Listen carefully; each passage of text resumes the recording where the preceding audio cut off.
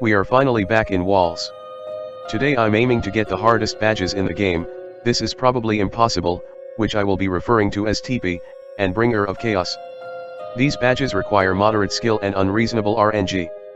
You can reduce the RNG required by switching up your strategy and discovering what works best for you, but today I've discovered something that makes that completely unnecessary.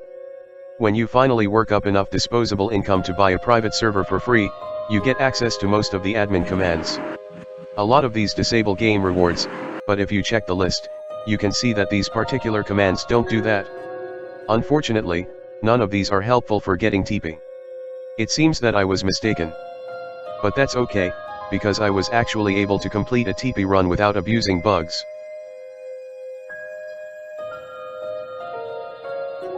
Wait, where is the badge? I should have it by now. Let me see, over 250%, absolute chaos, and new friends. What did I do wrong? Did reviving actually reduce my bonus? Let me check the badge description again. This took me literal hours. How am I supposed to get a badge with twice the difficulty of what I was just playing? I was grinding this badge for hours until I checked the command list again, and I realized that the damage command actually has a fatal flaw. You can plug in a negative number into the command, and since two negatives equal a positive, you actually heal the amount of HP that you plug in. This makes every non-insta-kill hazard completely trivial to survive. After testing this in a few games, I realized something even funnier.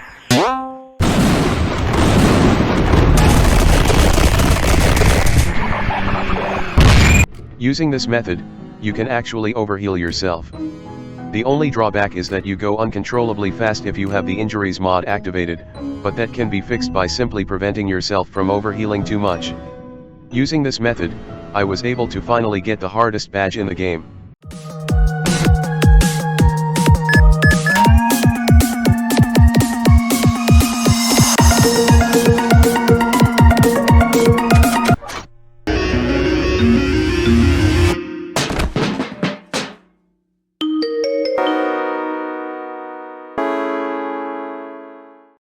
Well, actually, it's not the hardest badge. There's still Bringer of Chaos, requiring you to beat the game with a 700% modifier boost. Hey, wait a minute, what is this guy talking about? Well, they put a cute cat face, so I guess I should at least double check for them. Okay, I think I'm gonna stop here. Just kidding. I have an incredible idea. If this works, then this should absolutely be possible. I'm going to try to overheal so much that even insta-kills don't hurt me.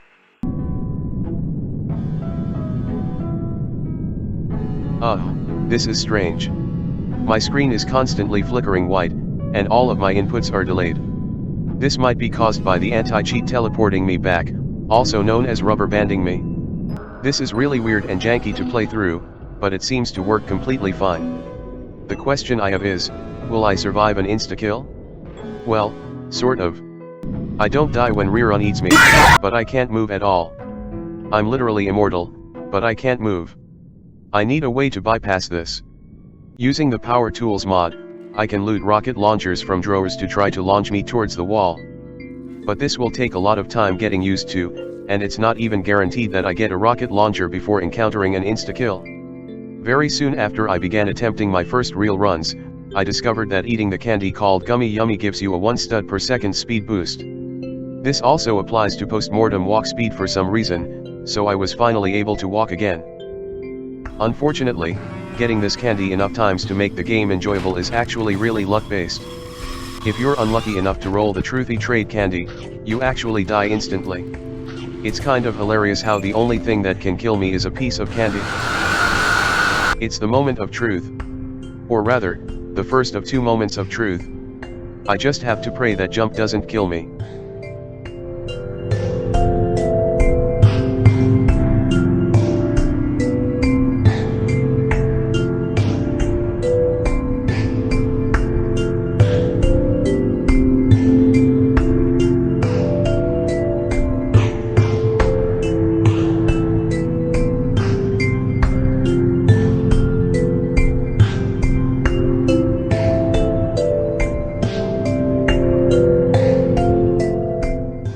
Well, it seems that I'm alive. That was strange. I guess I should get going to wall 50 now. But look at what I found up these stairs. A holy hand grenade. I even got the badge for it, which made me realize that this glitch is so overpowered that you can get whichever badge you want when you're using this. That's not good.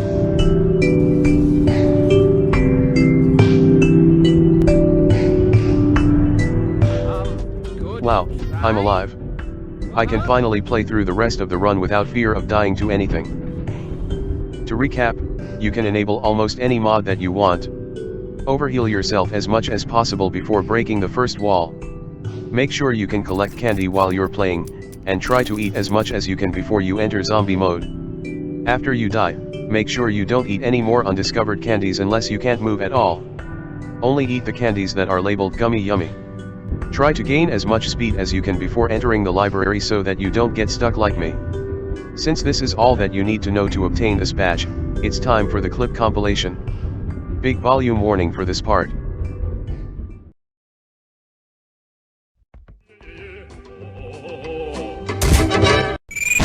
Just open your mouth, close your eyes. It's raining times.